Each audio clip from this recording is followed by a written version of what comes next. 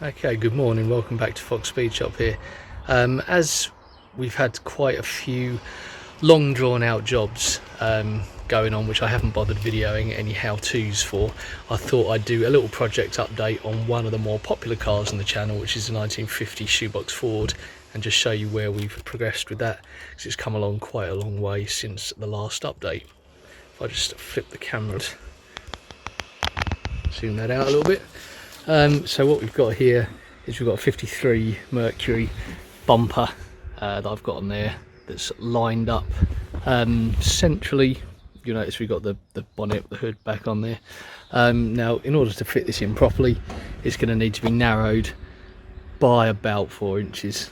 As you can see, there's a couple of inch gap on either side. It also ideally needs to be moved back in by probably about 1.5 inches, I'd say, just to tuck these dagmars back and make it look factory. You have to ignore the chopped up gravel pan for the moment. It's just been cut up to allow the massively overly engineered sort of triangulated brackets that this thing has on it to fit in. What you didn't see in the last update is obviously now we've got the hood back on, you can see that we've got nice radiused edges on there, and this bumper should finish it off quite nicely at the front. We've been doing a little bit more work on the chop here, so move around here. Some of the fill-in pieces I was talking about before have started to be stitched in place, so we've got the filler panel there, which just makes the transition from the roof to the window surround a lot nicer, and I've fabricated up a couple of filler pieces for here as well.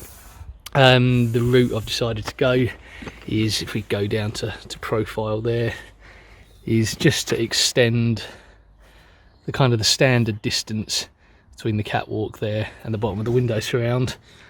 So it's kind of difficult to see if I can get that up against that house there. You've got a standard looking step in there, and it just follows around sort of exactly as it would have done. I don't really like it when it goes straight from there to there with no step in it, so thought I'd put that in.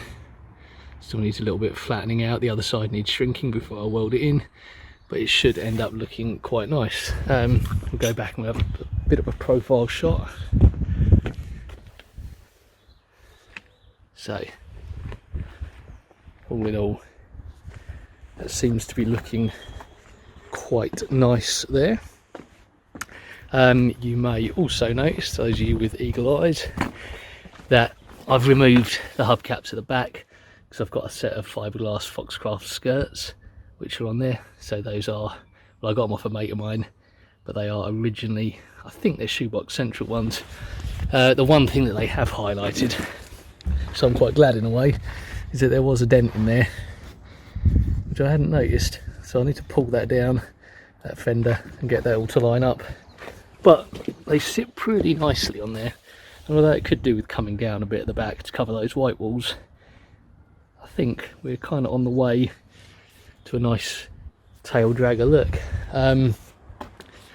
Just held the window surround up, oh sorry, the door surround, I suppose you'd call it, the top of the window frame. Just kind of tacked it in place there with a little piece inside just to hold it in, clamped at the top, because what I haven't yet done is angle the door pillar. So when you chop these, what happens, if you look at the front, is that the angle of the pillars all tilts in, hence why it's been relief cut here and tipped across.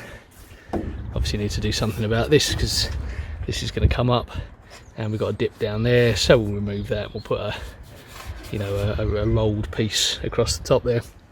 What you can see is that this sits at the angle of the original post A-pillar, and this top surround and the back where it's welded into the door sits at the new angle.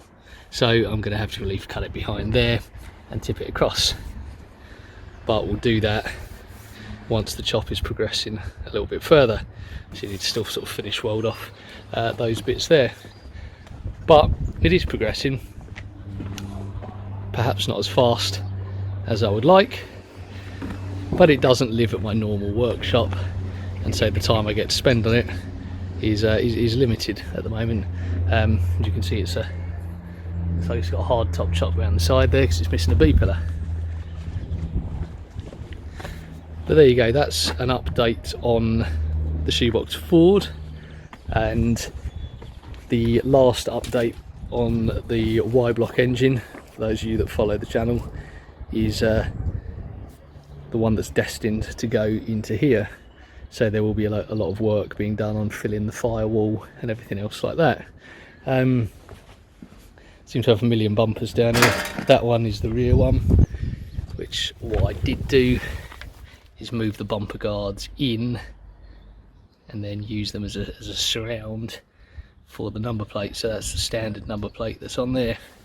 But I think that's going to have quite a nice tidy custom look to it when that bumper is tucked in. If you look at it from this angle here, you can kind of see a little bit more what it's going to look like, and it's going to be a bit of a traditional 50s custom. Probably won't do any more kind of how-to videos on this, because the fabrication of all the pillars is done now, and it's really just a case of welding stuff into place. If there's something interesting that I think sort of people might want to see, I'll record that. Probably the fitting of the engine, building of the custom mounts, and then the reveal of what the final colour is going to be, which is going to be hopefully a kind of a maroon colour similar to what it is at the moment. Once I cut these doors open, remove the bracing once we're a little bit further along, door handles are going to go, so I'll be smooth there, and they have quarter lights here, so it's basically the method of getting in is going to be push the quarter light in, lean in, grab the handle, jobs are good, and just don't tell all the neighbourhood tea leaves. Okay, so thanks for tuning in, thanks for watching. Very little brief project update, but hopefully that is going to keep some of you satisfied who wanted to find out a little bit more about the Shoebox Ford and how we're progressing with that. If you like what we're doing, please like the channel, please subscribe, leave any comments, and that way, as a creator of content, I can make some stuff that people actually want to see.